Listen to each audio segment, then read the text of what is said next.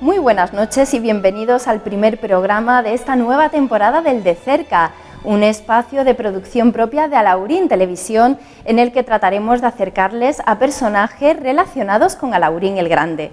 Y esta noche en concreto tenemos el honor de contar con una mujer muy querida y admirada aquí en Alaurín el Grande. Les hablo de Sofía Martín. Para mí es un auténtico lujo y un placer el que esté esta noche con nosotros aquí en este primer programa. Para quien no la conozca, decir que Sofía Martín es profesora de uno de los talleres municipales que se imparten en la Casa de la Cultura. Se trata del taller de conciencia del movimiento que mucha gente conoce como Pilates. Pero ella no ha venido aquí, bueno, va a hablar sobre su curso, como no, sobre ese taller de Pilates, pero también nos va a hablar de su experiencia de vida, que les aseguro que es apasionante y que nos va a hacer de reflexionar.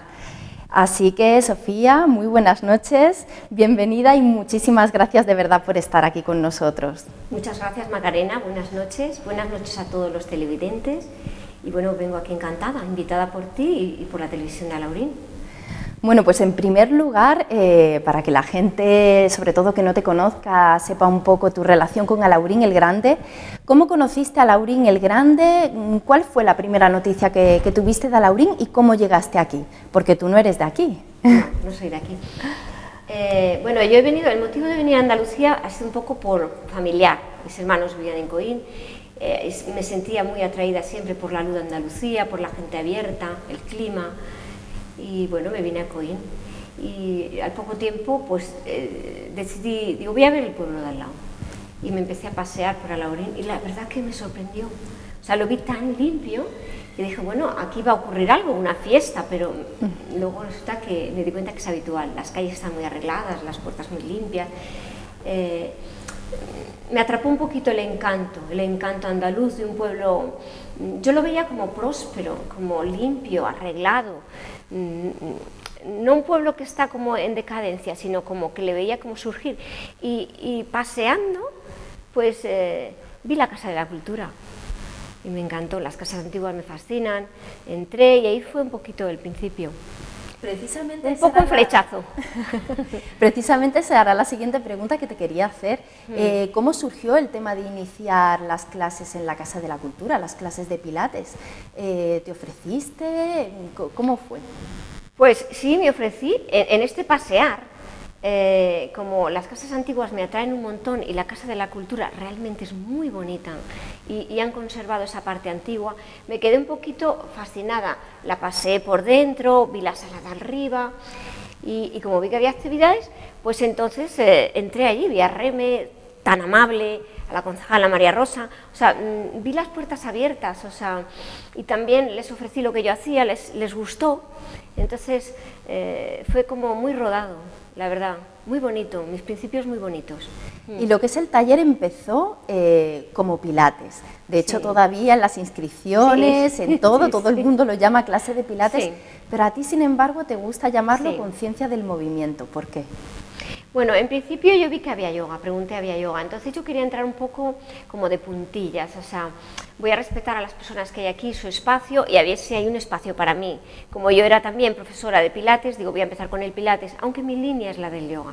Entonces, luego yo fui pues buscando mi camino, o sea, llevando mi camino a la clase, que es más bien el yoga y todos sus fundamentos, o sea, respetando también los otros yogas que se hacen, ¿no? ¿Y cómo ha ido cambiando en todos estos años, porque ya llevas bastantes años aquí en Alaurín el Grande, cómo ha ido cambiando la conciencia de la laurina? Porque digamos que la gente se apunta a hacer deporte pensando solamente en un beneficio para el cuerpo, pero conlleva el tema de cuidar cuerpo y mente. ¿Cómo ha ido evolucionando esa conciencia? Sí, bueno, que yo he visto que al principio, bueno, las personas vienen porque tienen necesidad, tienen un dolor, eso es la mayoría, pero también hay un porcentaje de que tienen conciencia de que el cuerpo hay que trabajarle, de que tenemos que hacer ejercicio físico. Entonces mi labor es que además de eso, que es muy importante, somos algo más, tenemos que trabajar un poquito con más profundidad de esas causas que nos llevan a estar mal, a tener tanta contractura crónica, a descuidar nuestra salud, y yo voy abordándolas en la clase pues precisamente con la conciencia del cuerpo, conciencia del movimiento, conciencia un poco de la forma de vivir, y lo van aceptando, que sí, que van fluyendo, van aprendiendo, y yo estoy la verdad que muy feliz, ¿no? Esa forma de vivir de la que tú hablas, sí. Es verdad que abarca muchos temas, y uno de ellos yo creo que es la alimentación, ¿verdad? Sí. En eso yo quería que nos dijeras hasta qué punto es importante para ver una transformación y un cambio el tema de la alimentación. ¿Es tan importante realmente? Sí, la alimentación es muy importante, es un pilar fundamental de la salud, porque realmente lo que comemos al final va a nuestra sangre y nuestra sangre lo va a distribuir. Entonces va a influir en la manera de sentir, en la manera de pensar, y también en nuestra salud orgánica. Entonces es muy importante, es toda una cultura. O sea, es importante sobre todo quitar lo que no nos viene bien en la alimentación, aprender a quitar aquello que no nos viene bien, y después ir conociendo aquello que realmente genera poco tóxico. O sea, realmente es muy importante. Como se suele decir, entonces somos lo que comemos. Sí, sí, en parte sí, somos lo que comemos porque somos lo que pensamos, somos los que sentimos, somos un poquito nuestra herencia genética, pero a través de la alimentación podemos ir transformando un montón el pensamiento y un montón el sentir. A través del sentir también podemos influenciar al pensamiento y a la alimentación. Va todo como unido, se da la mano. Pero hay que pensar, hay que poner en buen lugar la alimentación, sobre todo hoy día, que realmente hay mucho tóxico. En las clases, porque tengo la suerte de participar en ellas, se te pregunta mucho precisamente por el tema, ay, ¿qué podemos tomarnos? Claro. ¿Qué podemos comer? Yo sé que es muy difícil hablar de muy poquitos alimentos, pero ¿qué alimentos ves tú indispensables que debemos de tomar con cierta frecuencia que sean realmente saludables y beneficiosos? Sí, bueno, y lo primero que yo diría es aprender a quitar aquello que no te beneficia, porque si pones un superalimento, por ejemplo, y estás tomando a la vez algo que te está bajando mucho tu nivel metabólico, o sea, te está degradando la salud, entonces de poco vale.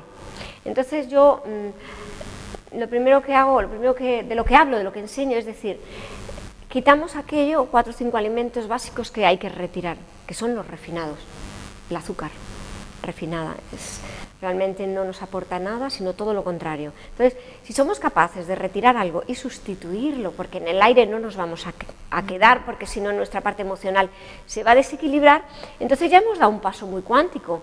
Si la persona entra en esa inercia de cuidarse, he logrado hacer esto, probablemente se interesará por una alimentación sana. Entonces, son los refinados.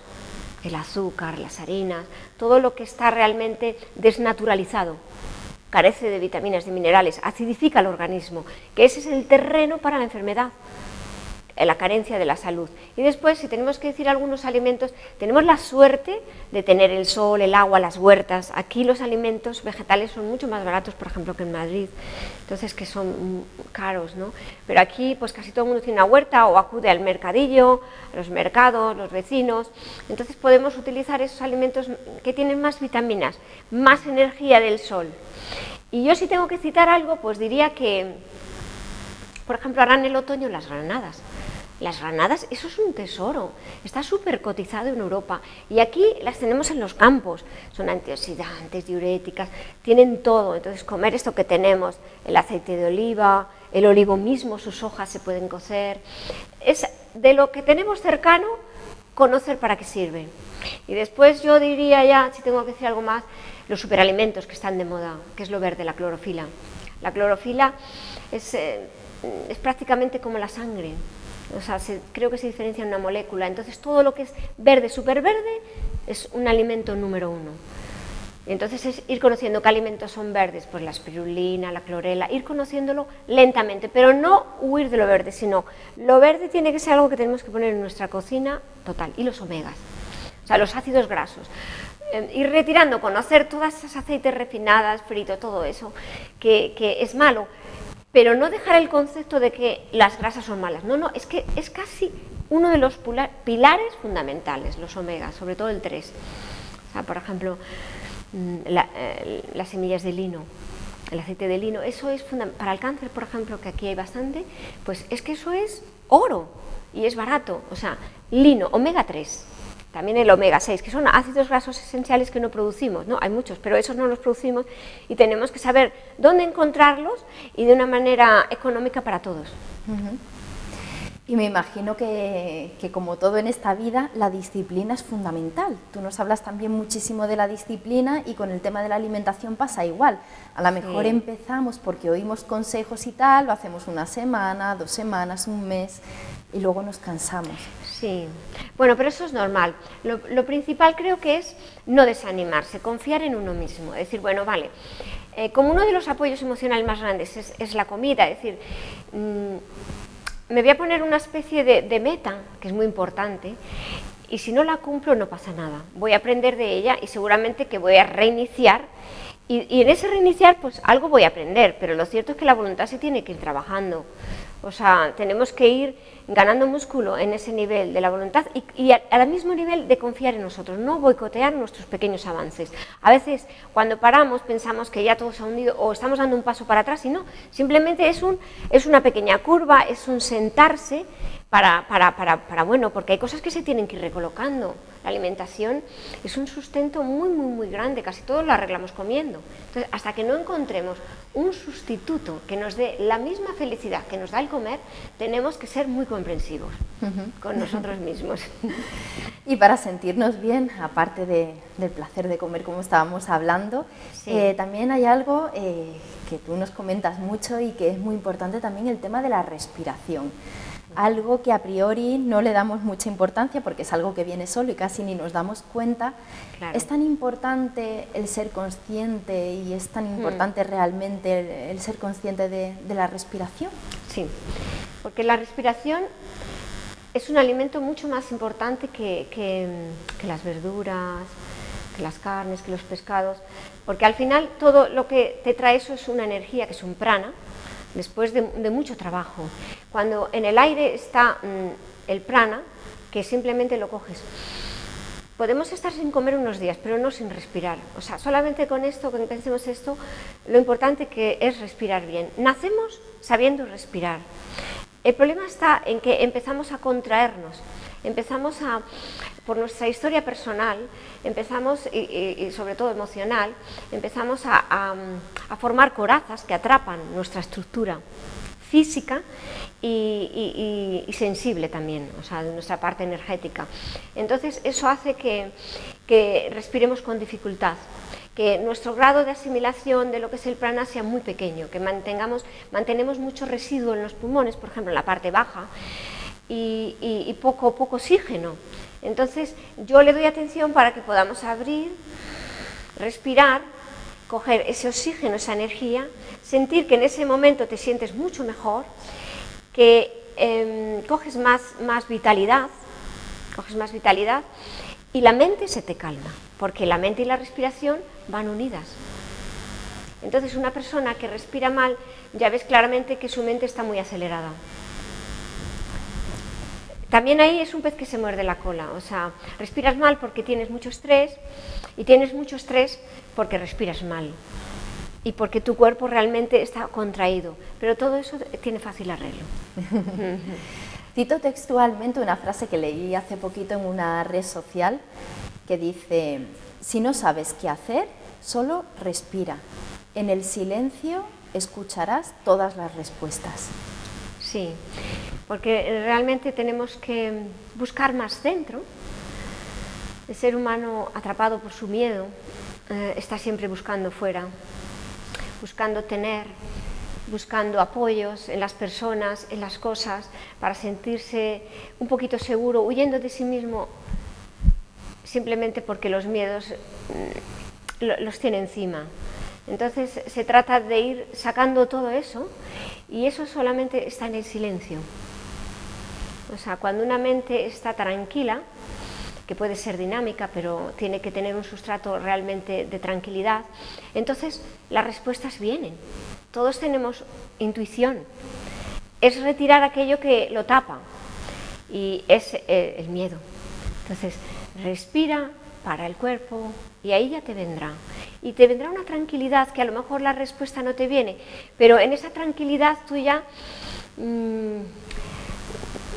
te sujetas, que es lo principal. Porque a lo mejor te viene una respuesta que tampoco entiendes, pero sí esa tranquilidad que te sujeta, que te sustenta. Porque un bebé cuando nace no tiene nada más que tranquilidad, no sabe si su madre le va a alimentar, pero su respiración es completa, su confianza en la vida es prácticamente total. Entonces es llegar a eso. Vamos perdiendo eso, pero luego ya con la conciencia, porque el ser humano viene realmente aquí a evolucionar, si nos damos cuenta y empezamos a remitir, es entrar en esa confianza que dice, ni lo tengo que saber todo, y lo que tenga que saber ya me va a venir, pero me asiento en esa tranquilidad que puedo llegar a tener porque realmente siempre está dentro de mí. Me interesa también mucho, ya que estamos aquí charlando, tu visión sobre la sociedad actual.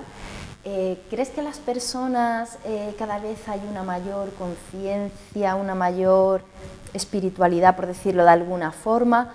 ¿O crees que precisamente esta sociedad nos tiene todavía? Es que parece que hay como que es como una contraposición, ¿no? Por un lado la sociedad que nos hace llevar un ritmo frenético, que parece que nos lleva ahí metidos en una vorágine de estrés, de tal, y luego, luego por otro lado parece que estamos también un poquito despertando. ¿Cómo ves tú la situación actual? ¿En qué punto nos encontramos? Sí, hay una aparente y real también dicotomía muy grande. Es decir, hay un nivel, por ejemplo, de degeneración en muchos aspectos, pues enorme, pero también hay un aspecto evolutivo inminente. O sea, estamos entrando en la era de Acuario, o sea, en un Kali Yuga súper fuerte, donde las energías, por decir de alguna manera cósmicas, entran en el planeta. Entonces, estar sujetando todo eso en este nivel evolutivo no es nada fácil para el ser humano ahora, pero es una oportunidad enorme de evolucionar. O sea, los tiempos son rápidos, está todo acelerado, pero la oportunidad es grande. Entonces, aquel ser humano que realmente siente en su interior que tiene que haber algo más, la puerta está abierta como nunca, pero también están abiertas otras puertas. Entonces ahí está en determinarte, en qué es lo que realmente llevas en tu alma, cuál es tu anhelo profundo. Entonces existen las dos cosas de una manera muy fuerte, y como además estamos en la era de la información, se mete un lío ahí que estamos obligados a parar, porque si no entramos en un caos grande. ¿Las redes sociales en este sentido ayudan o no ayudan? Las redes, realmente en el fondo, todo lo que está es por algo. Y algo realmente importante tiene que tener siempre su doble filo. O sea, para aprender necesitamos un doble filo. Nada se nos va a dar en una totalidad, porque no podríamos digerirlo. El universo es dual y en esa comparación vamos realmente aprendiendo. Entonces, las redes sociales tienen un doble filo inmenso, pero también es una gran ayuda, porque la información está así. Antes tenías que buscarla muchísimo, casi merecerla, ahora tienes la oportunidad de que te viene, pero también, si no tienes capacidad de discernimiento, te hundes con ella. Entonces, eso te obliga, para no entrar en un caos, a cuestionarte. Y ese cuestionamiento también te lleva a cultivar el discernimiento. Estamos obligados realmente a entrar en el conocimiento, en el camino de la sabiduría. Es que es la oportunidad de oro, y además es casi obligatorio, porque si no, caemos. Ahora me gustaría que me hablaras de tus padres. ¿Ellos influyeron de alguna forma? A todos nos influyen en cierto modo. Sí. ¿Influyeron en este estilo de vida, en esta forma que tú tienes de ver, digamos, esta realidad? ¿Influyeron o digamos que tu camino lo fuiste forjando tú por ti misma y fue un camino de autocrecimiento personal, o ellos sí te pudieron influir a la hora de tener esta visión de la vida? Sí. Bueno, y yo esta visión de la vida la he sentido siempre, desde muy pequeña. Yo creo que la traía profundamente, ¿no? Como la traemos todos, creo que la hacemos todos. Lo que pasa es que a lo mejor todos no nos damos cuenta. Y Y he sido bastante autodidacta y también muy rebelde. Entonces he sido bastante rebelde en el sentido de que lo que no me llenaba pues yo buscaba, pero sí, claro, la familia siempre influye mucho, es que es muy determinante, muy importante, entonces para bien y para mal, pero eso es ese era el paquete con el que a mí me tocaba vivir, ¿no? Yo diría que mi padre me influyó mucho, o sea, para mi forma de ser. A veces cuando tengo alguna reflexión profunda, noto su huella clara de que mi padre era una persona que las normas, si no eran normas que venían un poco de más allá, de la parte humanista del hombre, no le servían.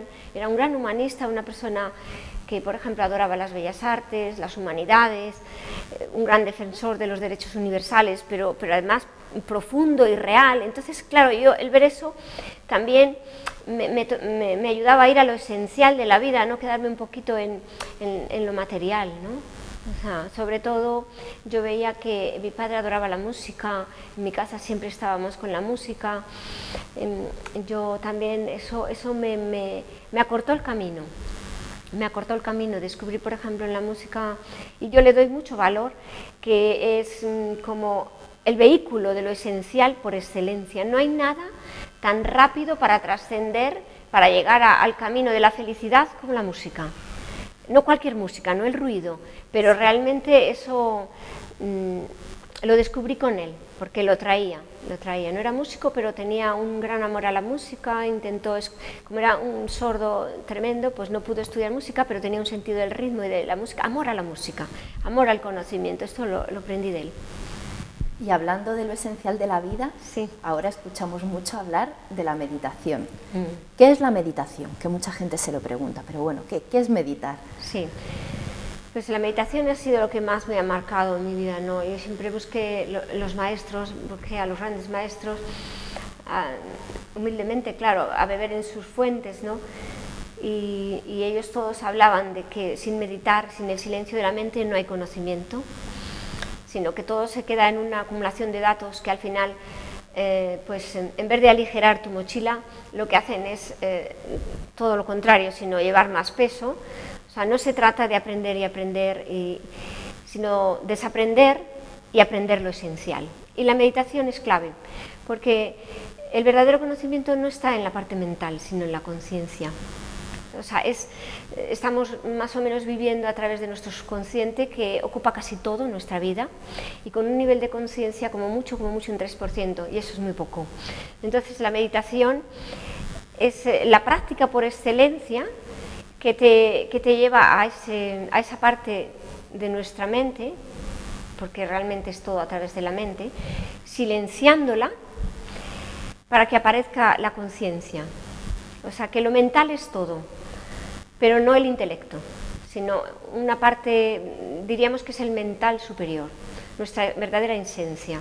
Es que el ser humano no solamente es tu cuerpo físico, sino que tenemos cuerpos sutiles y todo va mucho más allá, ¿no? Para finalmente sentir que hay un alma y un espíritu y hay algo superior que nos lleva, y es la meditación. Entonces está muy de moda, la meditación está de moda, y está bien que esté de moda, pero hay que ir realmente con alguien que haya meditado para que te pueda enseñar, ¿no? Porque ¿qué beneficio reporta? Bueno, primero nos hace parar. El cuerpo físico no le paramos nunca, estamos en un castigo total de movimiento excesivo, de estrés, la mente, las emociones disparadas, no sabemos estar en silencio mucho rato, entramos en la casa, ponemos la tele, oímos esto, o cogemos el teléfono y llamamos a alguien, no somos capaces de estar una hora absolutamente en silencio. Entonces nos saca del estrés, curándonos, realmente nos cura todos los sistemas del cuerpo, todos, el sistema nervioso, circulación, todo lo va curando, lo va regenerando, y a nivel mental la limpia, cura las enfermedades mentales, o sea, va limpiando el subconsciente, va quietando la mente. Y si quieres ir un poquito más allá, que es el fundamento de la meditación, entonces tienes que llegar a la excelencia de la meditación, que es encontrar la parte espiritual, o sea, nuestra verdadera esencia, o sea, el camino de la felicidad. Como bien tú decías, la meditación parece que se está poniendo, digamos, de moda y tal, y eso también se extrapola al tema de los niños. Vemos y escuchamos que cada vez más, incluso en colegios, en talleres, existen también para niños, para también ayudarles con el tema del aprendizaje, el autocontrol. Es importante también inculcar a los niños ya desde edades tempranas, digamos, todo esto, o es demasiado precipitado y debemos de tener ya una madurez a la hora de empezar a introducir al niño en este tipo de cosas? Bueno, sí, es positivo, la verdad que es positivo, pero eso viene de algo que realmente no es natural, porque el niño, ¿por qué necesita meditar? El niño necesita jugar. Entonces, si el niño juega con la tierra, está en los elementos, está en su estado meditativo, porque tiene que ser dinámico. Al niño no le podemos mantener en una silla 5 horas, eso es antinatural. Entonces, lo primero que tenemos que hacer es meditar nosotros, tener una tranquilidad que el niño, como está en nuestro campo, sobre todo cuando es pequeño, está en nuestro campo áurico. Entonces, si nosotros tenemos una tranquilidad, el niño la va a sentir. Si nosotros tenemos estrés, pues el niño no va a poder, es que va a entrar ahí. Entonces, meditar nosotros y al niño llevarle a los espacios naturales, o sea, a jugar en la naturaleza, no con máquinas ni nada de eso. El niño es una esponja, entonces yo creo que para que el niño, no es que lo crea yo, sino que lo dicen los que saben, ¿no? Yo simplemente aprendo un poco. El niño necesita crear su cuerpo físico y todos sus cuerpos sutiles hasta los 7 años, formarse. Entonces no podemos abusar de que es una esponja. En el momento que abusamos, estamos realmente robándole al niño lo esencial. O sea, el niño puede aprender idiomas rápidamente, pero va a pagar un precio alto. No necesita el niño eso, necesita estar en contacto con la naturaleza en la tierra y tener tiempo libre. Estar en contacto con lo natural, para desarrollar realmente todo el potencial que lleva dentro y desarrollar la voluntad.